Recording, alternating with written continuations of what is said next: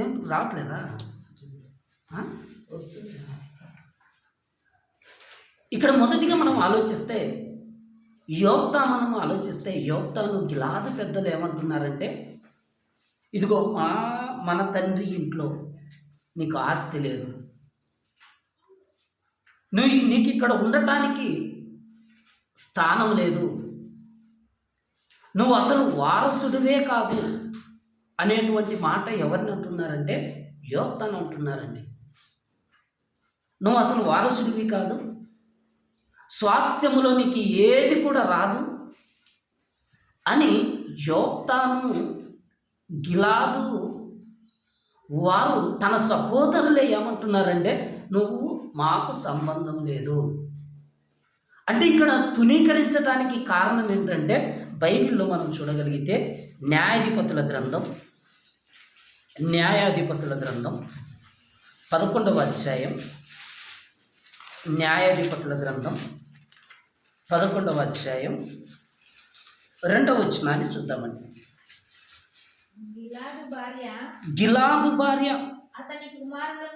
అతనికి కుమారులను కనగా వారు పెద్దవారై యోక్తాతో నీవు అన్య స్త్రీకి పుట్టిన వాడవు గనుక మన తండ్రి ఇంట నీకు స్వాస్థ్యము లేదు అంటున్నారు. చూడండి,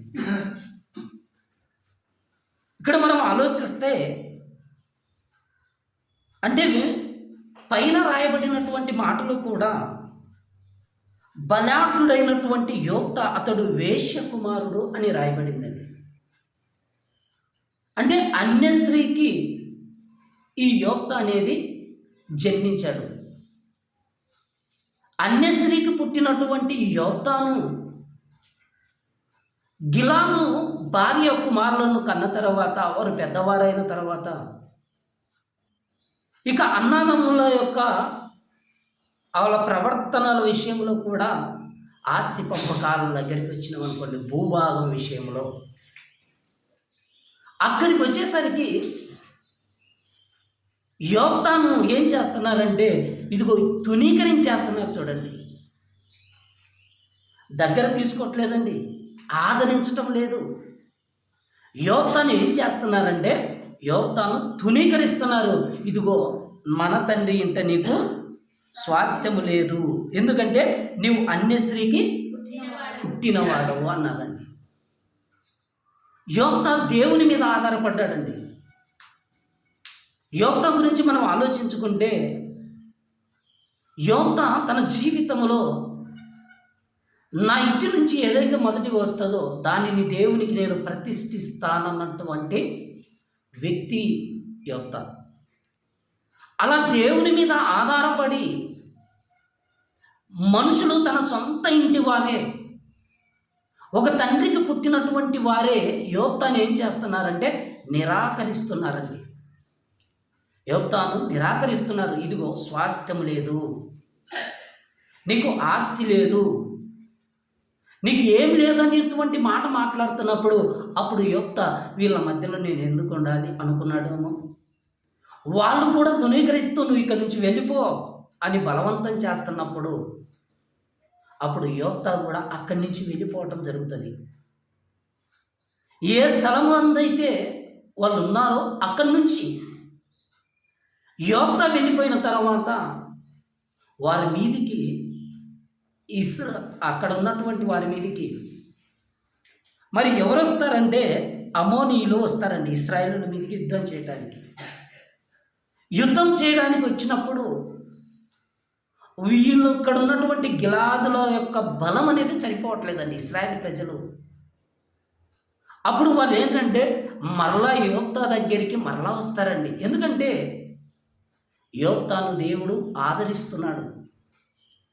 ఎందుకంటే ఎవరైతే మనల్ని తునీకరిస్తారో, ఎవరైతే మనల్ని వద్దనుకుంటారో అలాంటి వారు మరల మన దగ్గరికి వచ్చేటట్టుగా దేవుడు చేస్తాడండి.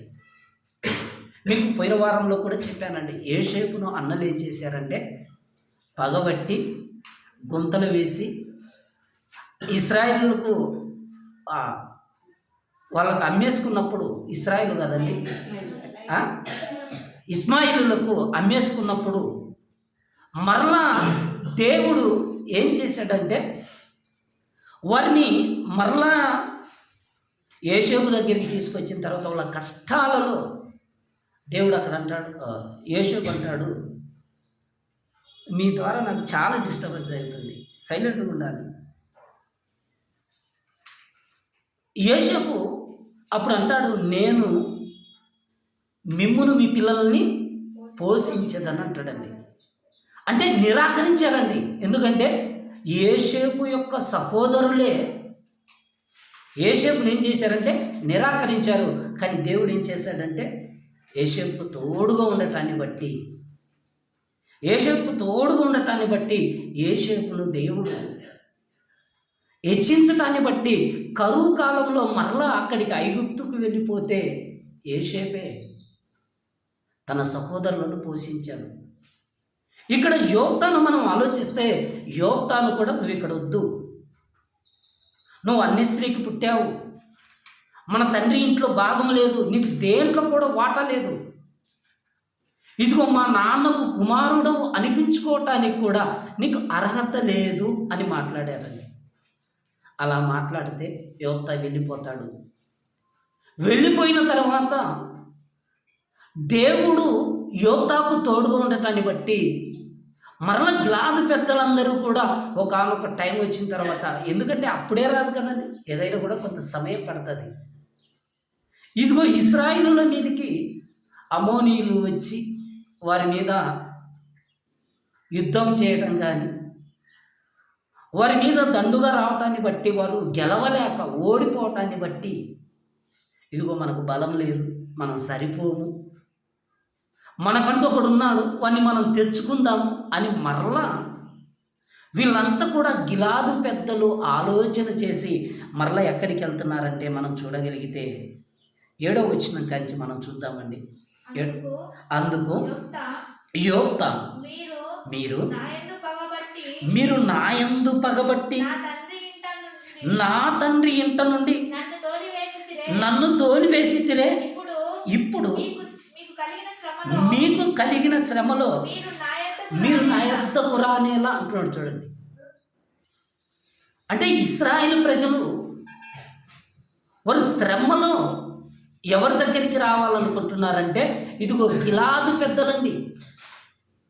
గిలాదు పెద్దలు 6వ వచనం కాంచి మనం చూస్తే, గిలాదు పెద్దలు టోబు దేశము నుండి యోక్తాను రప్పించుటకు పోయి, నీవు వచ్చి మాకు అధిపతివై ఉండుము, అప్పుడు మనము అమోనీయులతో యుద్ధము చేయుదుమని యోక్తాతో చెప్తున్నారు. చూడండి, అంటే వద్దనుకున్నటువంటి వారే యోక్తాను ఏమన్నారంటే, నువ్వు వేశ్యకు పుట్టావు, అన్యస్త్రీకి పుట్టావు, నీకు తండ్రి ఇంటిలో స్వాస్థ్యము లేదు అని తోలివేసినటువంటి వారే మరలా యోక్తా దగ్గరికి వచ్చి ఏమంటున్నారంటే, నీవు మా మీద అధిపతిగా ఉందువురా.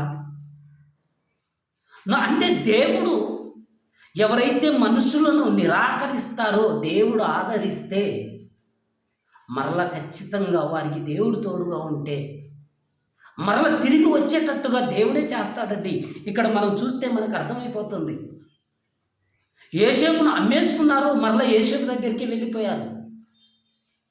నిన్నటి దినాన మొన్నటి వారంలో మనం ఆలోచిస్తే ఇస్సాకు విషయంలో ఇస్సాకు మీద అబీమెలెకు కానీ గెరారు ప్రాంతంలో ఉన్నటువంటి వారు కూడా అసూయపడి పగబట్టి నువ్వు మా ప్రాంతంలో ఉండకూడదు అని అక్కడి నుంచి తోలివేసిన తర్వాత కూడా ఇదిగో దేవుడు నీకు తోడుగా ఉన్నాడు, దేవుడు నీకు తోడుగా ఉన్నాడు కనుక అని మరలా ఇస్సాకు దగ్గరికి వచ్చి బ్రతిమలాడుతున్నట్టుగా మనకు కనబడుతుంది. ఇదిగో మీ దేవుడు గొప్పవాడు, నువ్వు ఆశీర్వదింపబడినవాడు అని వారు ఎలాగైతే మరలా తిరిగి వచ్చారో ఆ స్థితిని దేవుడు ప్రతి ఒక్కరి జీవితంలో చేయటానికి ఇక్కడ మనకు కనబడుతుందండి. అందుకే కొరింథీయులకు రాసిన పత్రికలో ఏ శరీరియు కూడా అతిశయింపకుండా అట్లా అంటున్నాడు. చూడండి, ఇక్కడ మనం ఆలోచిస్తే గిలాదు వారు యోక్తా అన్నలు అనుకోండి, లేకపోతే యోక్తా తమ్ముళ్ళు అనుకోండి, వీళ్ళు ఏమైతుందంటే అతిశయించారు. అతిశయించినటువంటి వారికి అమోనీయుల చేతిలో ఏమైపోయారంటే ఓటమి ఎదురైంది. ఎప్పుడైతే ఓటమి వచ్చిందో, ఓటమి రాగానే వీళ్ళు ఏం చేశారంటే మరలా యోక్త దగ్గరికి వచ్చారు. వచ్చి అంటున్నారు, నీవు మా పైన అధికారిగా ఉండురా అంటున్నారు. అప్పుడు ఏమంటున్నాడు చూడండి 8వ వచనంలో, అప్పుడు గిలాదు పెద్దలు అందుచేతనే మేము మరలా నీ యొద్దకు వచ్చితిమి, నీవు మాతో కూడా వచ్చి అమోనీయులతో యుద్ధము చేసిన ఎడల గిలాదు నివాసులమైన మా అందరి మీద నువ్వు అధికారిగా ఉండు అని యోక్తానుతో అంటున్నారంట. చూడండి, గిలాదు పెద్దలందరూ కూడా వచ్చి నువ్వు వచ్చి మాతో యుద్ధం చేయి, అమోనీయుల మీద విజయాన్ని మనం పొందుకుందాం, ఆ తర్వాత నీవే మా మీద అధికారిగా అంటే పెద్దగా ఉండు అని ఎవరైతే యోక్తాను వెలివేశారో, ఎవరైతే యోక్తాను దూరం పెట్టారో అలాంటి వారే మరల దేవుడు యోక్తా దగ్గరికి వచ్చారు అనేది మనకి ఇక్కడ లేఖనాలలో ఖచ్చితంగా కనబడుతుందండి. కొన్నిసార్లు మనం అనుకుంటామండి, ఏమనుకుంటామంటే తునీకరింపబడిన వారు, నీచులు, బలహీనులు.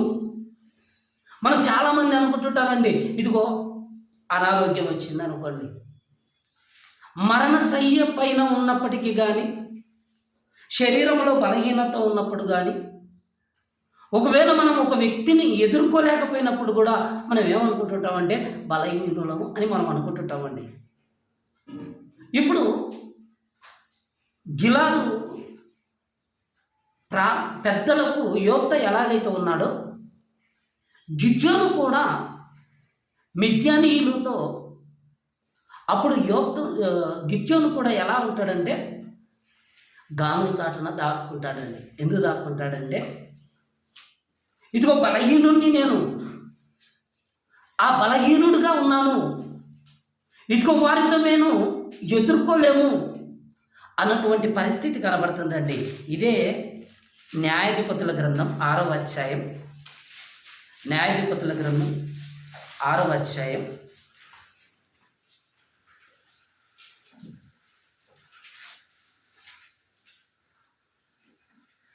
న్యాయాధిపతుల గ్రంథం 6వ అధ్యాయంలో అమోరీయుల దేశమందు ఇక్కడ మనం ఆలోచిస్తే 15వ వచనానికి వచ్చాక ఏమంటున్నాడంటే, అతడు చిత్తమున ఏలినవాడా, దేని సహాయము చేత నేను ఇశ్రాయేలును రక్షింపగలను, నా కుటుంబము మనష్షే గోత్రములో ఎన్నిక లేనిదే, నా పితరుల కుటుంబములో నేను కనిష్ఠుడనై ఉన్నానని ఆయనతో చెప్తున్నాడు, దేవునితో చెప్తున్నాడు. చూడండి, ఎన్నిక లేదు అంటున్నాడు. చూడండి,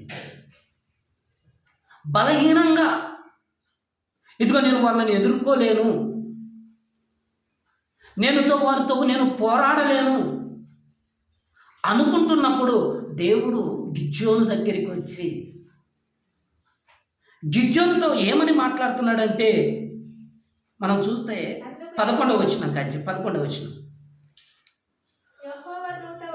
యెహోవా దూత వచ్చి అబీయేజీయుడైన యెహోషాకు కలిగిన ఓప్రాలోని మస్తికా వృక్షము కింద కూర్చుంటాను. యోవాషు కుమారుడైన గిద్యోను మిద్యానీయులకు మరుగైయుండునట్లు గానుగ చాటున గోధుమలను తొలగొట్టుచుండెను. యెహోవా దూత అతనికి కనబడి, పరాక్రమము గల బలాఢ్యుడా, యెహోవా నీకు తోడై ఉన్నాడు అంటున్నాడు. చూడండి, ఇక్కడ గిద్యోను గోధుమలను దులగొట్టుకుంటున్నాడు, అంటే కళ్ళములో పని చేసుకుంటున్నాడండి. మిద్యానీయులకు భయపడుతున్నాడు. అలాంటి టైంలో దేవదూత వచ్చింది దేవుని పక్షాన ఇశ్రాయేలు ప్రజలను రక్షించటానికి. మరి గిద్యోను దగ్గరికి దేవదూత వచ్చి బలాఢ్యుడా అంటుంది. చూడండి, కానీ గిద్యోను అనుకుంటున్నాడు, మాకు బలం లేదే, నేను బలహీనున్నే,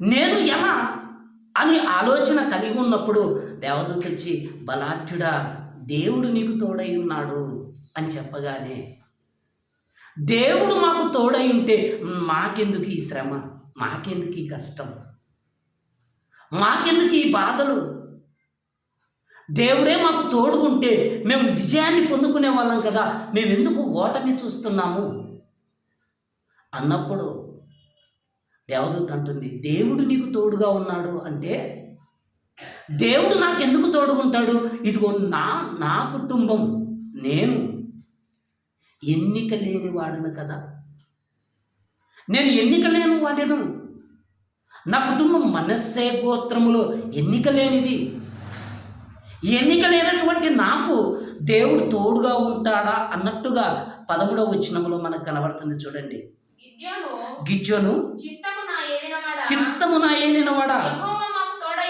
యెహోవా మాకు తోడై ఉండిన ఎడల ఇదంతా మాకెందుకు సంభవిస్తుంది అని అడుగుతున్నాడు. చూడండి, గిద్యోను అడుగుతున్నాడు, దేవుడే మాకు తోడు ఉంటే, దేవుడే మాకు సహాయంగా తోడై ఉంటే మాకెందుకు ఇదంతా సంభవిస్తుంది, నేను బలహీనుణ్ణి, దేవుడు నాకు తోడు లేడు, నేను వెళ్ళి ఎదుర్కోవటానికి నా శక్తి చాలదు అన్నట్టు అనుకుంటున్నప్పుడు గిద్యోనుతో దేవుడు దేవదూత ద్వారా మాట్లాడుతూ ఏమంటున్నాడంటే 15వ వచనానికి, అందుకు అతడు చిత్తము నా ఏలినవాడా, దేని సహాయము చేత నేను ఇశ్రాయేలును రక్షింపగలను, నా కుటుంబము మనస్సే గోత్రములో ఎన్నిక లేనిది అంటాడు. చూడండి, ఎన్నిక లేనటువంటి మనస్సే గోత్రములో దేవుడు ఇప్పుడు ఏం చేస్తున్నాడంటే ఎన్నుకుంటున్నాడండి. ఎవరినంటే గిద్యోను. అంటే గిద్యోను, నేను నిరాకరింపబడిన వాడను, నా కుటుంబం ఎన్నిక లేనిది, అందరూ పక్కన పెట్టినటువంటి నా కుటుంబం అనుకుంటున్నప్పటికీ దేవుడు మాత్రం ఆదరిస్తున్నాడు. చూడండి, ఇశ్రాయేలును రక్షించటానికి నీవే ముందుకెళ్ళాలి. అప్పుడు అడుగుతున్నాడు, దేని సహాయం చేత అంటే, దేని సహాయం చేత, దేవుని సహాయం చేతనే రక్షించడానికి సిద్ధపడుతున్నాడని. అంటే ఎన్నిక లేనటువంటి గిద్యోను ద్వారా ఆ కుటుంబంలో నుంచి గిద్యోనును ఎన్నుకుంటూ దేవుడు ఆదరిస్తున్నట్టు కనబడుతుంది. చూడండి, ఇశ్రాయేలు ప్రజలను రక్షిస్తున్నాడు, ఎన్నో సూచనలు అడుగుతాడు, కానీ విజయాన్ని చివరికి గిద్యోను పొందుకుంటాడండి. ఇశ్రాయేలు ప్రజలకు విజయం అన్నది రావటానికి కారణం ఎవరంటే గిద్యోను దేవుడు ఎన్నుకున్నాడు. ఎక్కడో గోధుమలు దొల్లగొట్టుకుంటున్నటువంటి గిద్యోనుతో దేవుడు తన దూతను పంపించి ఆదరించి బలపరిచి నిలబెట్టుకుంటాడండి దేవుడు. ఈరోజు మనం కూడా అండి ఏ విషయంలో కూడా మనము అధైర్యపడకూడదు, బలహీనపడకూడదు. దేవుడు ఏంటంటే వెర్రి వారిని వాడుకుంటున్నాడు, ఎన్నిక లేని వారిని వాడుకుంటున్నాడు, బలహీనులైనటువంటి వారిని వాడుకుంటున్నాడు, నీచులను వాడుకుంటున్నాడు. ఒక మాట చెప్పాలంటే, యోక్తాను నువ్వు అన్యశ్రీకి పుట్టావు అంటే నీచుడుగా అనుకుంటానండి. కానీ అలాంటి వ్యక్తిని కూడా దేవుడు ఏం చేశాడంటే వాడుకుంటున్నాడండి. ఇంకా మనం ఆలోచిస్తే బలహీనతలోనికి వెళ్ళిపోతాడండి సంసోను మనం ఆలోచిస్తే పెళ్ళైన తర్వాత మామ తన భార్యను ఇంకొకరికి ఇచ్చి పెళ్లి చేయటాన్ని బట్టి ఎక్కడికి వెళ్ళిపోతాడంటే మరి సోరోకు లోయలో ఉన్నటువంటి దిలీలా దగ్గరికి సంసోను వెళ్ళిపోవటాన్ని బట్టి తనలో ఉన్నటువంటి బలాన్ని ఇశ్రాయేలును రక్షించటానికి దేవుడిచ్చాడండి. మనోహ దంపతులకు దేవుడు వాగ్దానపూర్వకంగా ఇదిగో నీ గర్భమున పుట్టబోయేటువంటి బిడ్డకి తల మీదకి మంగళ కత్తి రాకూడదు, దేవునికి నాజీరు చేయబడిన వ్యక్తి అంటే ఇశ్రాయేలు ప్రజలను రక్షించటానికి దేవుడు కోరుకున్నాడు. అందుకేనమ్మా దేవుడు నీ గర్భములో కుమారుణ్ణి ఇస్తున్నాడు. ఆ కుమారుణ్ణి నీ దేవుడి కోసం పెంచాలి అని మనోహ దంపతులకు దేవుడు దేవదూత ద్వారా ముందుగానే వర్తమానాన్ని అందిస్తాడు. అలా వచ్చినటువంటి సంసోను తనకు నచ్చినటువంటి అమ్మాయిని పెళ్లి చేసుకుంటాడు. విడిచిపెట్టి వెళ్ళిపోయిన తర్వాత ఇతను రాడేమో అనుకొని మామ ఇంకొకరికి ఇచ్చి పెళ్లి చేయటం, ఆ తర్వాత అక్కడికి వెళ్ళిపోవటం, తనలో ఉన్నటువంటి బలాన్ని దెలీలాకు చెప్పటం, విసిగించటంని బట్టి సంసోను ఏమైపోతాడంటే చివరికి బలహీనతలోనికి వెళ్ళిపోతాడండి. బలహీనతలోనికి వెళ్ళిపోయినప్పుడు చివరిగా దేవుడికి ప్రార్థన చేస్తాడండి. ఎవరు ప్రార్థన చేస్తాడంటే, ఎప్పుడైతే ఫిలిష్తీయులకు సర్దారులకు సంసోను అప్పగించిన తర్వాత 2 కళ్ళు పీకేసి గానుగను తిప్పించి ఇదంతా చేసిన తర్వాత సంసోను చివరిగా దేవుడికి మరలా మొరపెడతాడండి. బలహీనతలోనికి వెళ్ళిపోయిన బలాన్ని కోల్పోయినటువంటి సమయంలో చివరిలో ఏమంటాడంటే దేవుడికి ఒక ప్రార్థన అడుగుతాడండి. దేవా, నన్ను జ్ఞాపకం చేసుకో, ఒక్కసారి నాకు బలాన్ని ప్రసాదించు అంటాడు. చూడండి, ఇదే న్యాయాధిపతుల గ్రంథం 16వ అధ్యాయం, ఇదే న్యాయాధిపతుల గ్రంథం 16వ అధ్యాయం 28వ వచనాన్ని ఒకసారి చూడండి.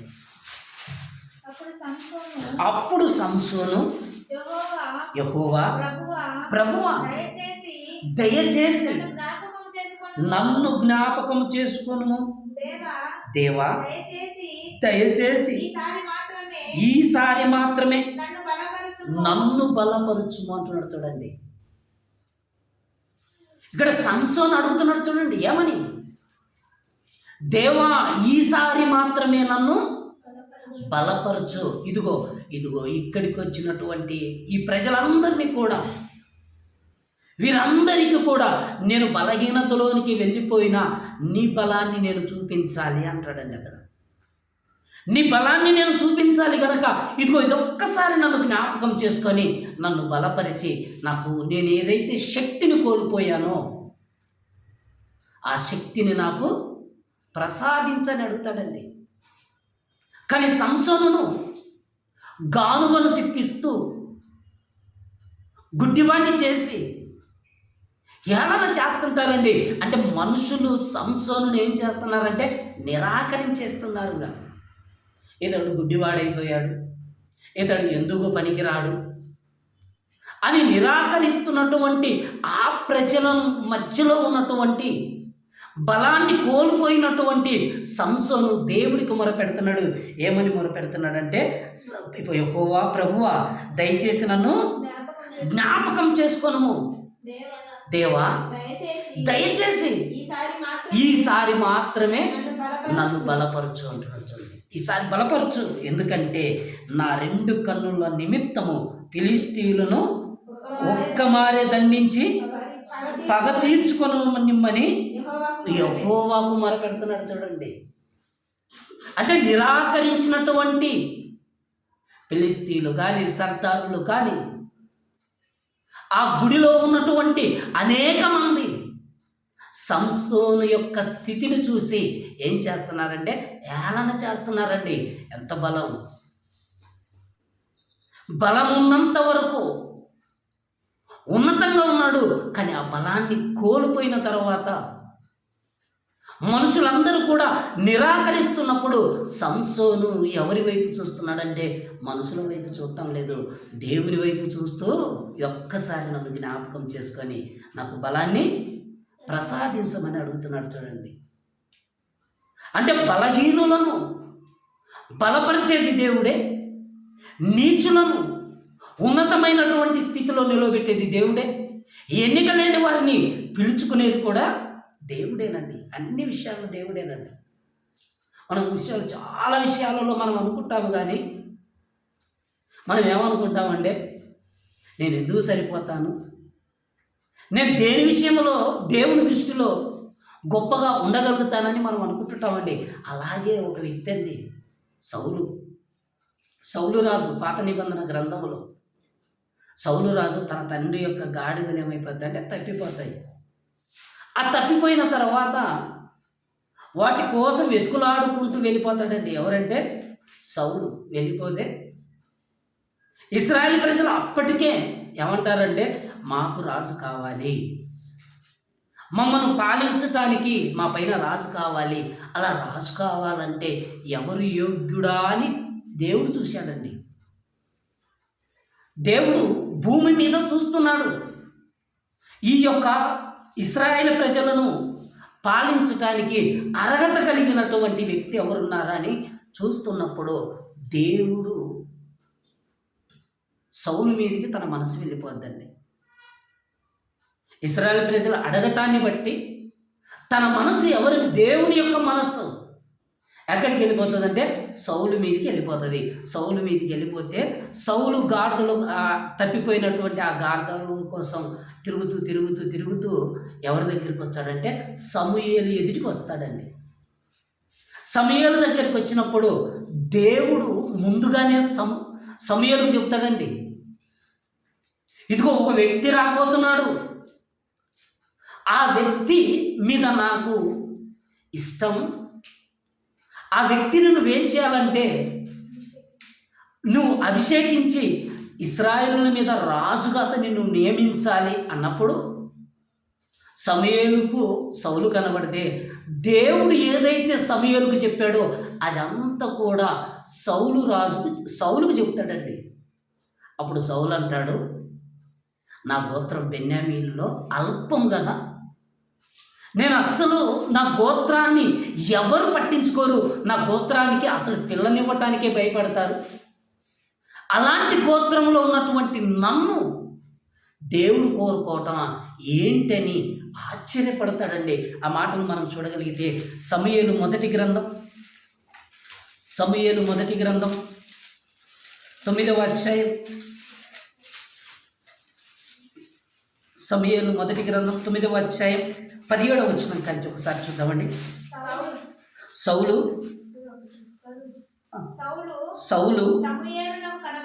సమూయేలునకు కనబడగానే యెహోవా ఇతడే నేను నీతో చెప్పిన మనిషి, ఇదిగో ఇతడే నా జనులను ఏలునని అతనితో చెప్తున్నాడు. చూడండి, సమూయేలుకు దేవుడు వర్తమానాన్ని అందించాడు. చూడండి, ఒక వ్యక్తి రాబోతున్నాడు, నేను ఎన్నుకోబోతున్నాను, అల్పుడుగా ఉన్నాడు, కానీ సమాజానికి నేను గొప్పగా చూపించబోతున్నానని దేవుడు ఎవరికి ఈ వర్తమానాన్ని తెలియజేస్తున్నాడంటే ప్రవక్తగా ఉన్నటువంటి సమూయేలుకు చెప్తున్నాడండి. సమూయేలు చిన్ననాటి నుంచి దేవుని సన్నిధిలో పెరిగినవాడండి. చిన్ననాటి దేవుని మందిరంలో ఉన్నప్పుడు సమూయేలుతో దేవుడు మాట్లాడినటువంటి ఆ దేవుడు మరలా సౌలును ఇశ్రాయేలుల మీద రాజుగా అభిషేకించటానికి కూడా దేవుడు ముందుగానే వర్తమానాన్ని అందిస్తున్నాడు. ఇదిగో వ్యక్తి రాబోతున్నాడు, ఆ వ్యక్తి ఇశ్రాయేలుని ఎలబోతాడు, నువ్వు అతనికి చెప్పాలి అని ఎలా చెప్తున్నాడు నుండి సౌలు సమూయేలునకు కనబడగానే యెహోవా ఇతడే నేను నీతో చెప్పిన మనిషి, ఇదిగో ఇతడే నా జనులను ఏలును అని చెప్పగానే ఆ మాటలన్నీ కూడా మరలా సమూయేలు సౌలుకు చెప్తాడండి. ఇదిగో నువ్వేం టెన్షన్ పడకు, నువ్వేవైతే దొరకలేదని నువ్వు వెతుకుతున్నావో అవన్నీ కూడా దొరుకుతాయి, నువ్వేం బాధపడకు, దేవుడు నిన్ను హెచ్చించబోతున్నాడు, దేవుడు నిన్ను సింహాసనం మీద కూర్చునబెట్టబోతున్నాడు, దేవుడు నిన్ను ఉన్నతమైనటువంటి స్థితిలో పెట్టబోతున్నాడంటే ఇదిగో సౌలు అంటాడు, నేను నిరాకరింపబడిన కుటుంబం కదా, బెన్యామీను గోత్రములో నా కుటుంబం అల్పము స్వల్పము, అని ఎలా చెబుతున్నాడో మనం చూడగలిగితే 21వ వచనాన్ని మనం చూడండి. 21వ వచనం, అందుకు సౌలు నేను బెన్యామీయుడను కానా, నా గోత్రము ఇశ్రాయేలుల గోత్రములలో స్వల్పమైనది కాదా, నా ఇంటి వారు బెన్యామీను ఇంటి గోత్రపు వారిలో అల్పులు కారా అంటున్నాడు. చూడండి, అల్పులలో దేవుడు ఏమనుకుంటున్నాడంటే గనుడుగా చేయబోతున్నాడండి. ఇశ్రాయేలు మీద రాజుగా అభిషేకించబోతున్నాడండి. అంటే తునీకరింపబడినటువంటి వారిని దేవుడు ఏం చేయాలనుకుంటున్నాడంటే హెచ్చించాలి. దేవుడు హెచ్చిస్తాడండి. అందుకే పేతురు పత్రికలో కూడా మనకి ఏమైనా కనబడుతుందంటే తగిన సమయమందు దేవుడు హెచ్చిస్తాడు. ఆయన హెచ్చించేంత వరకు మనం ఎక్కడ ఉండాలంటే ఆయన రెక్కల చాటున, ఆయన రెక్కల కింద మనం భద్రంగా ఉండాలండి. దేవుడు ఏ ఒక్కరిని కూడా విడిచిపెట్టడండి. ఇప్పుడు మనం ఆలోచించాము, ఎవరిని ఆలోచించామంటే యోబ్తాను ఆలోచించాము. యోబ్తాను, ఇదిగో నువ్వు అన్యశ్రీకి పుట్టావు గనక నీకు స్వాస్థ్యము లేదన్నటువంటి గిలాదు పెద్దలే మరలా యోబ్తా దగ్గరికి తిరిగి వెళ్ళారండి. సంసోన్ను మనం చూసాము. సంసోనుకు బలం లేనప్పుడు దేవుణ్ణి అడిగాడు. దేవుడు బలాన్ని ఇచ్చినప్పుడు ఒకేసారి అక్కడున్నటువంటి వారందరినీ కూడా చంపేశాడు. ఇక్కడ మనము ఈయనను చూస్తే, ఇక్కడ మనము సౌలును చూస్తే సౌలు కూడా అంటున్నాడు, నా గోత్రం స్వల్పం కదా, అల్పము కదా, ఎన్నిక లేనిది కదా, నేనేం చేయాలి, నాకు అర్హత లేదనుకుంటున్నాడు. కానీ దేవుడు అర్హత ఇస్తున్నాడని ప్రవక్తే చెబుతున్నాడు. చూడండి, మనం కూడా అండి దేవుడు ఆదరిస్తాడండి. దేవుడు ఎలా ఆదరిస్తాడంటే గిద్యోను గోధుమ చాటున, గానుగ చాటున గోధుమ ముద్దలో కొట్టుకుంటున్నప్పుడు, ఇదిగో నేను బలహీనులను, నాకు బలం లేదు అనుకుంటున్నటువంటి ఆ టైంలో వెళ్ళిపోతున్నాడు. దేవుడు బలపరుస్తున్నాడు. నువ్వు విజయాన్ని ఇస్తాను, నీకు విజయాన్ని ఇస్తానని గిద్యోనుతో చెబుతున్నాడు. సౌలు అదే చెబుతున్నాడు. ఇలా ప్రతి ఒక్కరిని మనం ఆలోచించుకుంటే ఎన్నిక లేనటువంటి వారిని ఎన్నుకుంటూ దేవుడు ఇశ్రాయేలు ప్రజలకు ఏమిస్తున్నాడంటే విజయాన్ని ఇస్తూ వస్తున్నాడండి. ఏ శరీరం కూడా అతిశయపడకూడదండి. ఇప్పుడు మనం నాకు ఉందని, మనం బలమని, మనం దేని విషయంలో, అందుకే మరలా ఒకసారి అక్కడ చదువుకొని ముందుకు వద్దామండి. కొరింథీయులకు రాసినటువంటి మొదటి పత్రికనే 1వ అధ్యాయం 27వ వచనం, ఏ శరీరయు దేవుని ఎదుట అతిశయింపకుండునట్లు జ్ఞానులను సిగ్గుపరచుటకు లోకములో నుండి వెర్రివారిని దేవుడు ఏర్పరచుకొని ఉన్నాడు.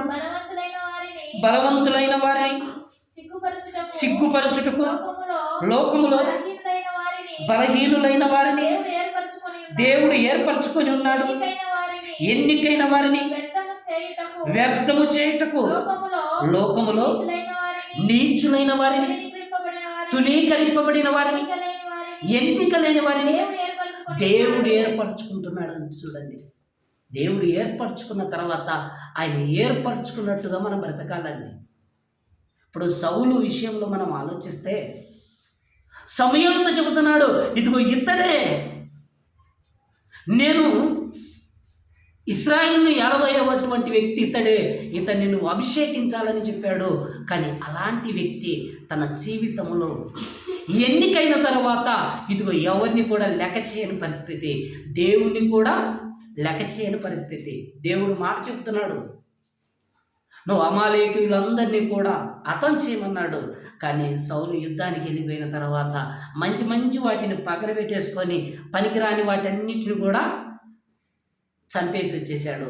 వచ్చిన తర్వాత మరలా సమూయేలు అంటాడు, ఏంటయ్యా ఈ అరుపులు, ఏంటివి?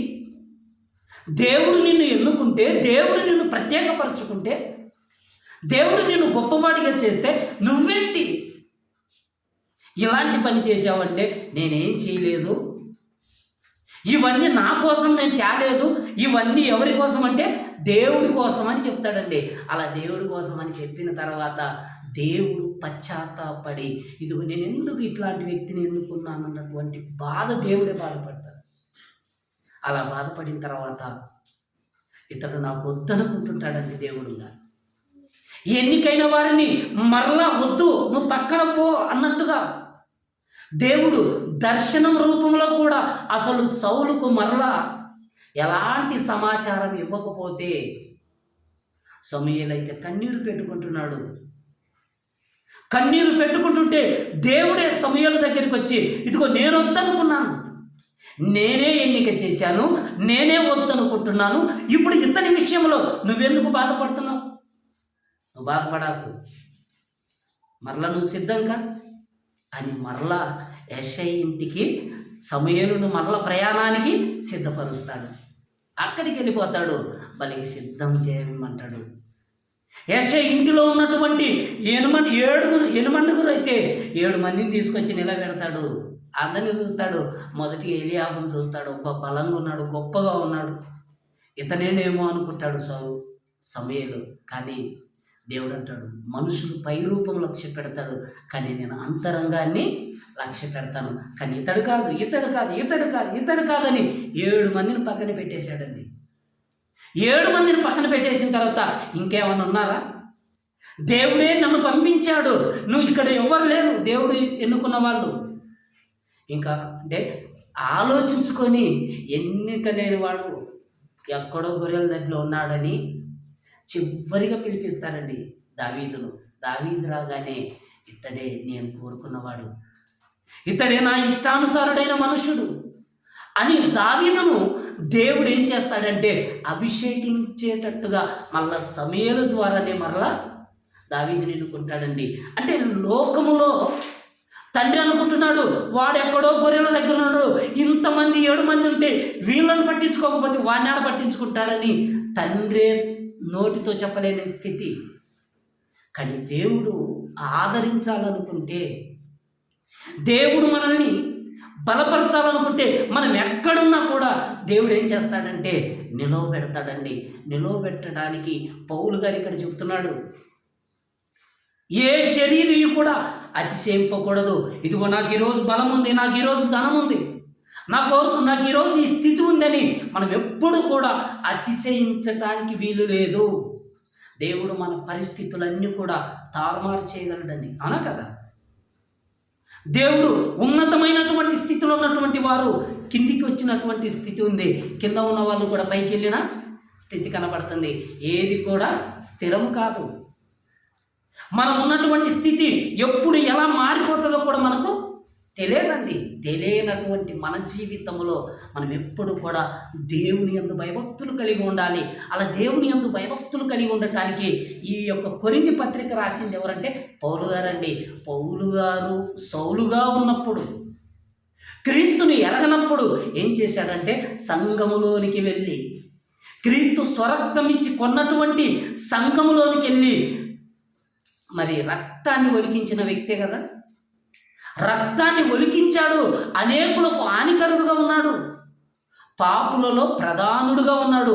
అలా ప్రధానుడుగా ఉన్నటువంటి ఈ యొక్క సౌలును దేవుడు ఏం చేశాడంటే ఇదిగో దమస్కు వెళ్తున్నటువంటి మార్గములో స్వయంగా కనిపించి, ఆయన ధర్మశాస్త్రం మీద ఇంత పట్టుండి క్రీస్తు రక్తం చేత కడగబడినటువంటి వారిని నువ్వు ఇంతగా హింసిస్తున్నావే, ఇదిగో నీకున్న పట్టుదలను బట్టి, నీకున్నటువంటి ఆసక్తిని బట్టి, నీకున్నటువంటి జ్ఞానాన్ని బట్టి నిన్ను ఎన్నుకుంటే నువ్వు నా కోసం అనేకులను సిద్ధపరుస్తావని దేవుడు ఆలోచన కలిగి దేవుడు ఏం చేశాడంటే యేసుక్రీస్తు ప్రభుల వారు స్వయంగా సౌలుకు ప్రత్యక్షమై తన కన్నులకు ఉన్నటువంటి పొరనంతా తొలగించడానికి, దేవుడు బాప్తిస్మం ద్వారా సిద్ధపరచడానికి సౌలును దేవుడు ఎన్నుకున్నాడండి. ఎన్నుకున్న తర్వాత బాప్తిసం పొందిన తర్వాత ఆ పొరలన్నీ పోయిన తర్వాత దేవుడి కోసం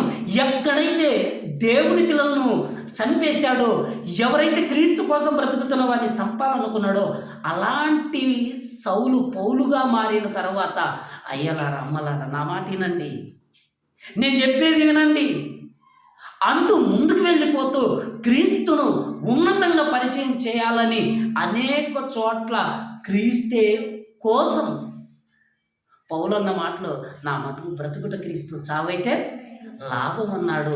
ఇంకా ఆలోచిస్తే నేను బ్రతుకుట క్రీస్తు, చావైతే లాభం, ఇక మీదట జీవించువాడు నేను కాదు, క్రీస్తే నా యందు జీవిస్తున్నాడు, ఇక నా పాత జీవితాన్ని సిలివేశాను, క్రొత్త జీవితంలో నేను ముందుకు సాగిపోతున్నానని క్రీస్తు కోసం బలంగా అనేక ప్రాంతాలలో అనేక చోట్ల క్రీస్తుని గురించి ప్రకటిస్తున్నప్పుడు క్రీస్తును జ్ఞానవంతుడు అనలేదండి.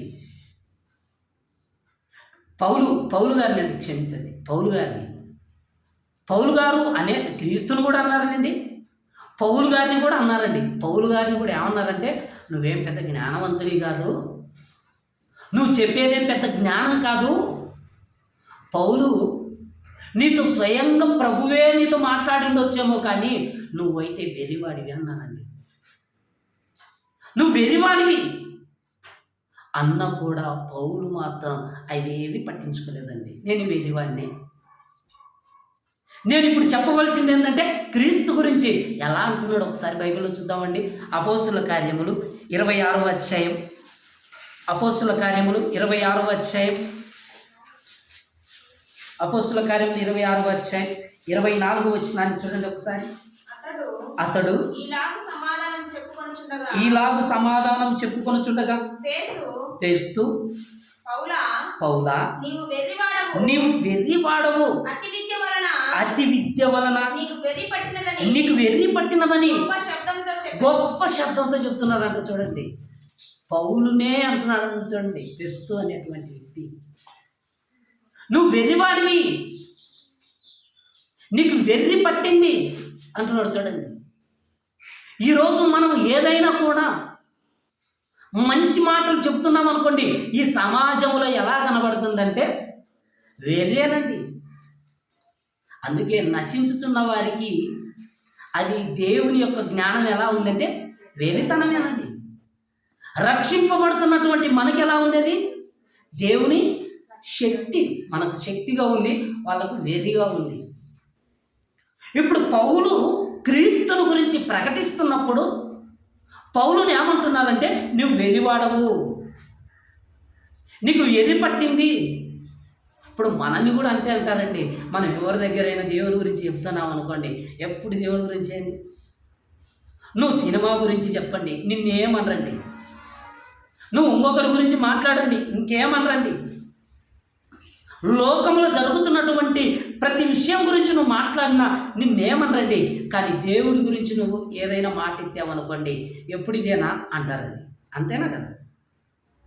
అంటే పౌలును కూడా ఇప్పుడు ఏమంటున్నారంటే వెర్రివాడేవు అంటున్నాడు. చూడండి, దేవుడు వెర్రివారిని ఏర్పరచుకున్నాడు, నీచులను దేవుడు ఏర్పరచుకున్నాడు, ఎన్నిక లేని వారిని దేవుడు ఏర్పరచుకున్నాడు, బలహీనులను దేవుడు ఏర్పరచుకున్నాడు. అందరినీ దేవుడు ఏం చేస్తున్నాడంటే దగ్గరికి తీసుకుంటున్నాడండి. అందరినీ తునీకరింపబడిన వారితో సహా. ఈరోజు మనల్ని కూడా అండి, ఈరోజు మనకు ఆరోగ్యం బాగుంది అనుకోండి, అందరూ మనల్ని ప్రేమిస్తారు. ఒక విందు మనం చేసుకుంటున్నాం అనుకోండి, ఇప్పుడు మనం ఆలోచించండి, ఇప్పుడు మనం ఏదైనా ఒక విందు చేస్తున్నాం అనుకోండి, ఒక ఫంక్షన్ చేస్తున్నాం అనుకోండి, అప్పుడు ఏం చేస్తారండి, అందరూ బంధువులు చెప్పుకోరా, స్నేహితులు చెప్పుకోరా, స్నేహితులు చెప్పుకుంటారు, బంధువులు చెప్పుకుంటారు, మంచి వారికే చెప్పుకుంటారండి. అసలు దేవుడు ఏం చెప్పాడు తెలుసా? దేవుడు ఏం చెప్పాడంటే, నువ్వు విందు చేస్తే నువ్వు ఎవరిని పిలిచాలంటే నీ వారిని పిలిచొద్దు అన్నాడండి. దేవుడు చెప్పిన మాట ఎవరు వినటం లేదండి, మనం ఎవరు వినటం లే. దేవుడేమో నువ్వు విందు చేస్తున్నప్పుడు నువ్వు ఎలా ఉండాలంటే నీ వారిని పిలవద్దు, నువ్వు ఎలా ఉంటి వారిని పిలిచాలంటే బీదల్ని పిలిచమంటాడండి, కుంటి వారిని పిలిచమన్నాడండి, అంగవైకల్యం కలిగిన వారిని పిలిచమన్నాడండి. దేవుడేమో తన ప్రేమను ఎలా తెలియజేస్తున్నాడు, మనుషులు ఎలా చేస్తున్నాడో ఒకసారి బైబిల్లో మనం చూడగలిగితే లూకా సువార్త 14వ అధ్యాయం, లూకా సువార్త 14వ అధ్యాయం, లూకా సువార్త 14వ అధ్యాయం 12వ వచనాన్ని చూద్దామండి.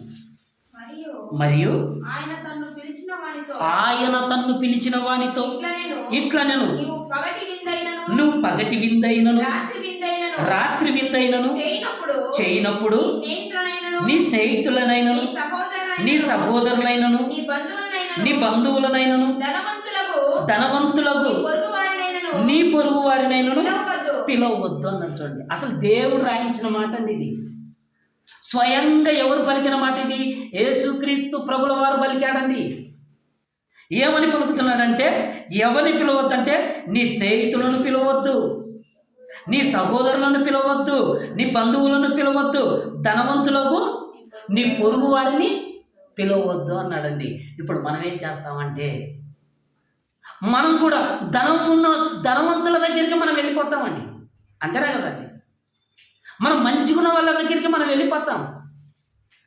కానీ దేవుడు అంటున్నాడు, నువ్వేదైనా చేస్తున్నప్పుడు మొదటిగా వాటిని ఎవరిని నువ్వు పిలవద్దు.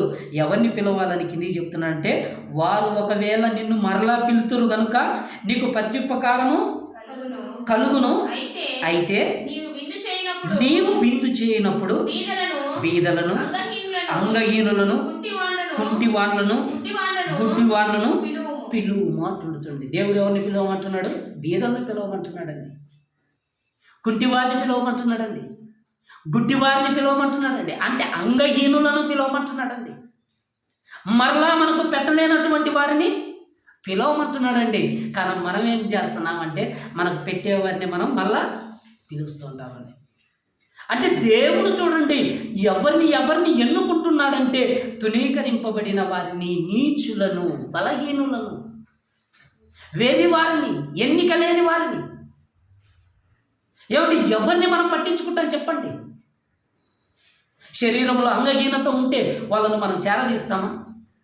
వాళ్ళను మనము ఆదరించి మనం వాళ్ళను చూడగలమంటే మనం అస్సలు చూడలేకపోతుంటామండి.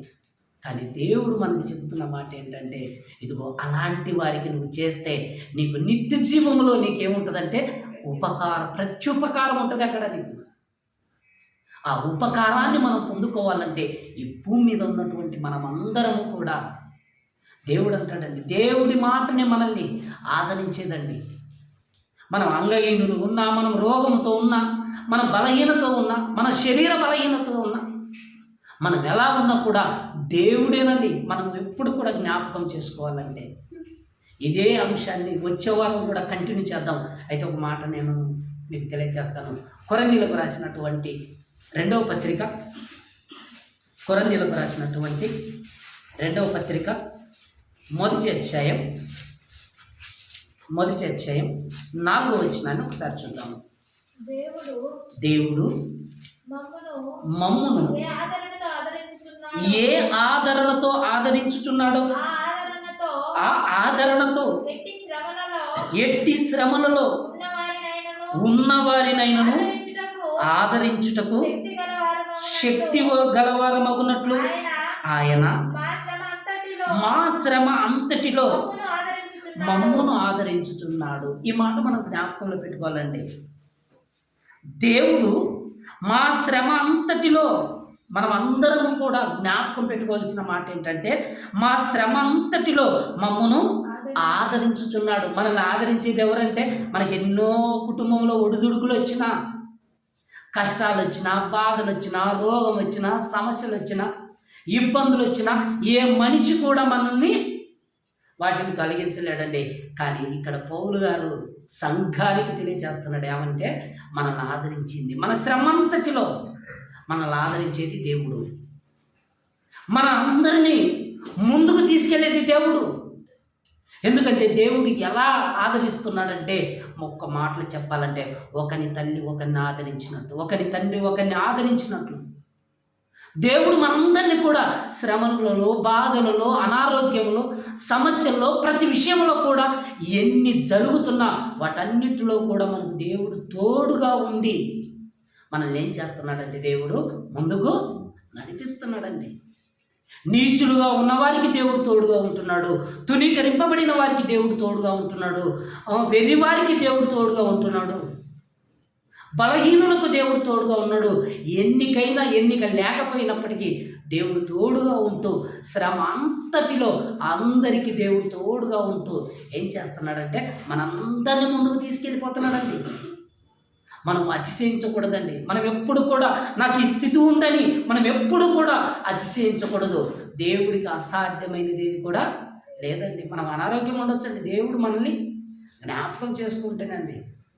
పైన వారంలో అసలు అనారోగ్యంతో ఉన్నప్పటికీ కూడా దేవుడు ఏం చేశాడంటే ఆరోగ్యవంతులుగా మరలా శనివారానికి దేవుడు మరలా ఆదివారం దేవుడు తన సన్నిధిలో గడపడానికి దేవుడు కృపనిచ్చాడు. అంటే మనం ఆలోచించుకుంటే దేవుడు మా శ్రమ అంతటిలో దేవుడు తోడుగా ఉన్నాడు కనుక ఇప్పుడు మనకి శ్రమ వచ్చిందనుకోండి, మనకు ఒకవేళ మనం ఆదివారం కూడా అక్కడే ఉండిపోయాం అనుకోండి హాస్పిటల్లో, ఇక్కడ మందిరం ఏమైపోద్ది, మూతమడిపోద్ది. అప్పుడు ఎదుటి వాళ్ళ ఎదుట దేవుని యొక్క నామానికి ఎంత అవమానకరంగా ఉంటుందండి. అందుకే దేవుడు మనల్ని ఎప్పుడు కూడా తన మందిరంలో తన సన్నిధిలో తన యందు భయభక్తులు కలిగి మనం ఉండటానికి దేవుడు ఏం చేస్తున్నాడంటే మనకు అనారోగ్యం వచ్చిన మన మరణ పడక పైన ఉన్నా కూడా ఒక మాట చూస్తామండి. కీర్తనల గ్రంథం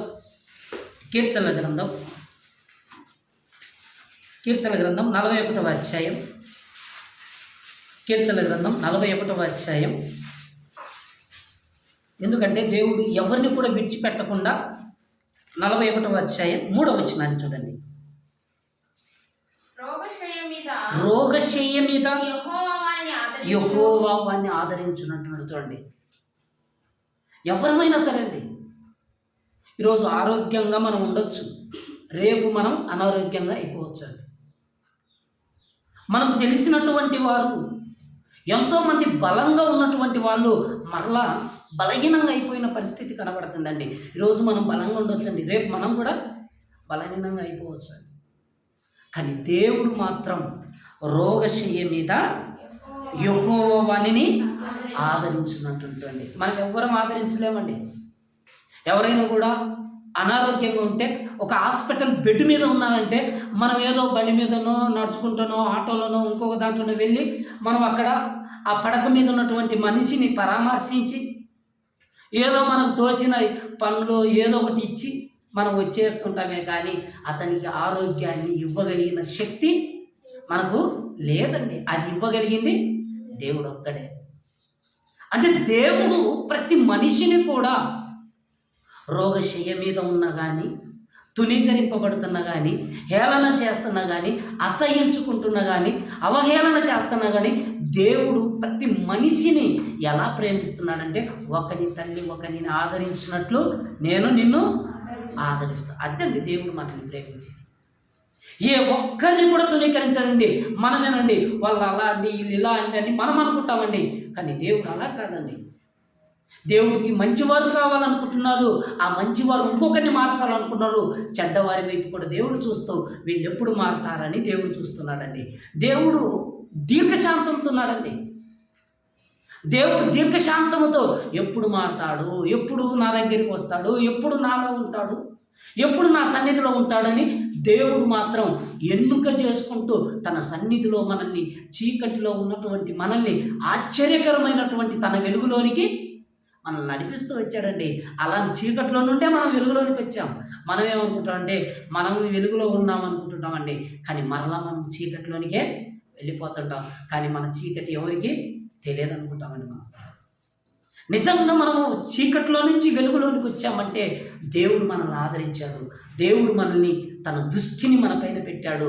దేవుడు మనల్ని ఎంతగానో బలపరుస్తూ ఆయన మన స్థితిని మారుస్తున్నాడో ఒక మాట చూసుకొని ఈ రోజుకి మనం ముగించుకుందాం. యెషయా గ్రంథం 66వ అధ్యాయం. యెషయా గ్రంథం 66వ అధ్యాయం 13వ వచనాన్ని ఒకసారి చూడండి. యెషయా గ్రంథం 66వ అధ్యాయం 13వ వచనం చివరిగా, ఒకని తల్లి వానిని ఆదరించినట్లు నేను మిమ్మల్ని ఆదరించేదను అంటున్నాడు. చూడండి, దేవుడు ఎలా ఆదరిస్తానంటున్నాడంటే ఒక గిద్యోనును కానీ, ఒక యోక్తాను కానీ, ఒక సంసోనును కానీ, ఒక సౌలును కానీ, ఒక పౌలును కానీ, మన అందరినీ కానీ, ఒక యేషపును కానీ, ఒక మోషేను కానీ, ఎందరైతే భక్తులు ఉన్నారో వాళ్ళందరినీ కూడా దేవుడు తన చెయ్యి పట్టుకొని ఎలా నడిపించుకొని వచ్చాడంటే స్నేహ బంధముతో నేను ఇశ్రాయేలును తోడుకొని వచ్చానన్నటువంటి దేవుడు మనతో కూడా ఏమంటున్నాడంటే, ఒకని తల్లి వానిని ఆదరించినట్లు నేను మిమ్మను ఆదరించేదని అంటుండటండి.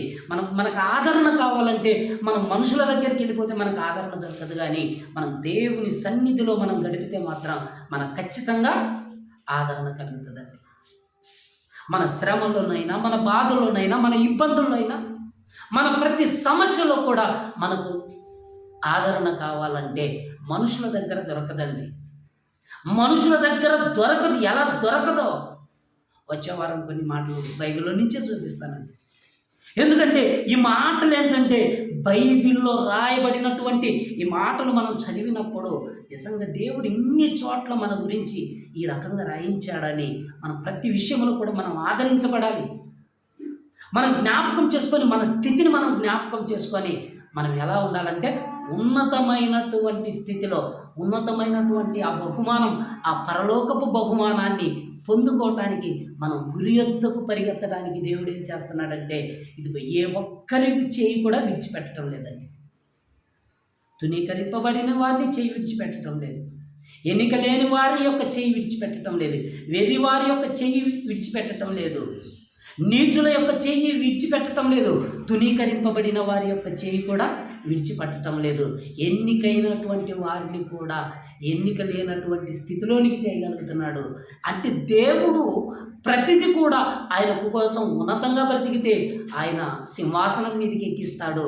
ఆయన మీద ఒకవేళ ఉన్నతంగా బ్రతకకపోతే ఆ సింహాసనం మీద నుంచి దించేస్తాడండి.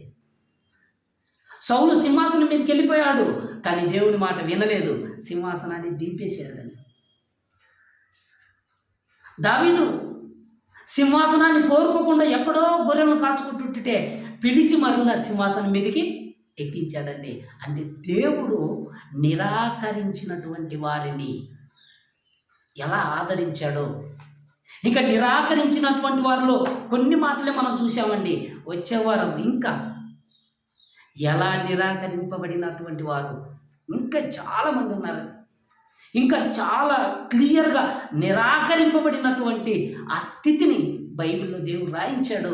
ఆ మాటలన్నీ కూడా వచ్చేవారు మనం విందాం. అయితే ఇప్పుడు మన స్థితిని ఒకసారి జ్ఞాపకం చేసుకొని ప్రభు బలలో పాల్పొంపు పొందబోతున్నటువంటి మనం ఆయన శరీరాన్ని, ఆయన రక్తాన్ని మనం జ్ఞాపకం చేసుకొని మనం ఏ స్థితిలో ఉన్నామో దేవుడు మనల్ని ఆదరించి మరలా మన దగ్గరికి ఆయన కుమారుని యొక్క శరీరమును, రక్తమును మన దగ్గరికి తీసుకొస్తున్నప్పుడు మనల్ని మనమే పరీక్షించుకుంటూ అందులో పాల్పొంపులు పొంది మనం కూడా పరిశుద్ధులుగా ప్రభు మెచ్చుకున్నటువంటి స్థితిలో మనందరి జీవితాలు ఉండేటట్టుగా మనం చూసుకుందాం. తల్లు వంచినట్టయితే చిన్న ప్రార్థన చేసుకొని ఆరాధనలో ప్రవేశిద్దాం.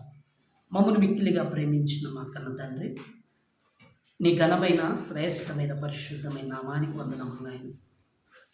దేవా, ఈ దినమున తండ్రి మీరిచ్చినటువంటి నాయన జీవ గ్రంథంలో నుండి తండ్రి నీ బిడ్డలకు నాయన కొన్ని మాటలు తెలియపరిచాను. దేవా, ఎన్నిక లేని వారిని ఎన్నుకొని తునీకరింపబడిన వారిని నాయన నువ్వు ఎన్నుకుంటూ, నీచులైన వారిని తండ్రి మీరు ఏర్పరచుకుంటూ తండ్రి నీ పని కొరకునైనా మీ బలాన్ని మీరు ఎలా చూపించారో ప్రభువా, మరలా నా తండ్రి వచ్చే వారంలో కూడా తండ్రి మేము నాయన ఉన్నతంగా నాయన నీ మాటలు నేర్చుకునేటట్లు తండ్రి మంచి జ్ఞానము, శక్తిని, బలాన్ని ప్రసాదించు. కూడి వచ్చినటువంటి నీ బిడ్డలందరినీ కూడా ప్రభువా నీ కృపచేత తండ్రి మీరు జ్ఞాపకం చేసుకొని విత్తబడినటువంటి వాక్యమునైనా నీ బిడ్డల యొక్క హృదయాలలో ప్రభువా ఫలించినట్లు మీరే సహాయం చేయమని క్రీస్తు నామములో ప్రార్థించి వేడుకొనుచున్నాము తండ్రి. ఆమేన్.